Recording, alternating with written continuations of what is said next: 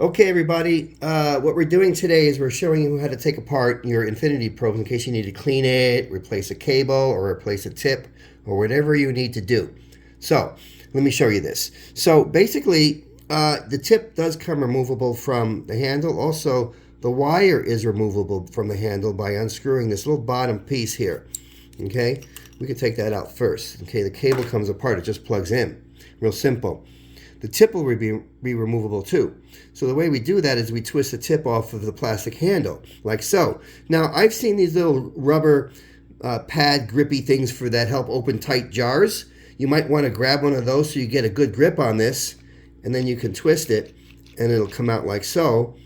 And you now remove the tip from the handle. All right? The next thing you're going to need to do, maybe, sometimes, you can remove the center post that's in here. There's a little screw slot. And if I take a screwdriver, I can sit here and I can twist this, and with a little strength, I can remove this center post. It takes a lot of turns, so I'm not going to sit here for the video and turn it all.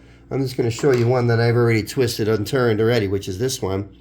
Once you twist it out, it'll come removed from the handle like so. You can see there's a little rubber O-ring. Make sure that's in there, okay? That needs to stay in there. That's important.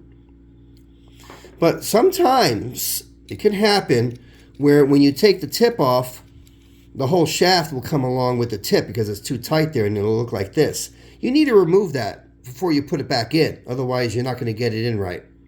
All right? What you need to do is take those little rubber jar mat things that help grip a jar cap and to remove a tight cap off of a jar.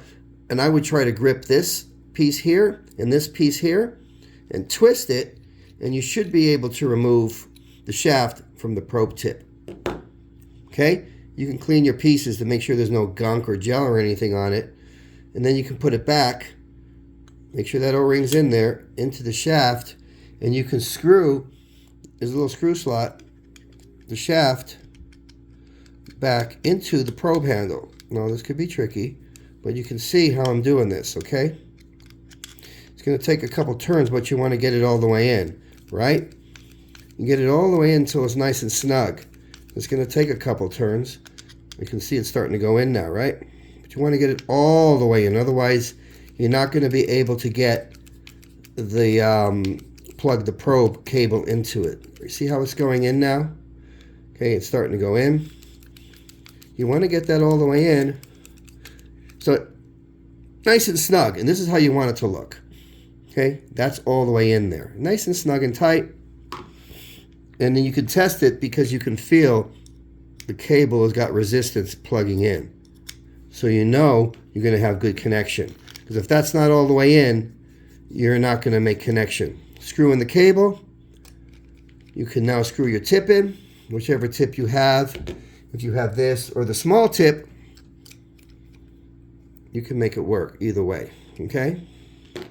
It doesn't matter what you have. Like so. And that's it. Probe's back together.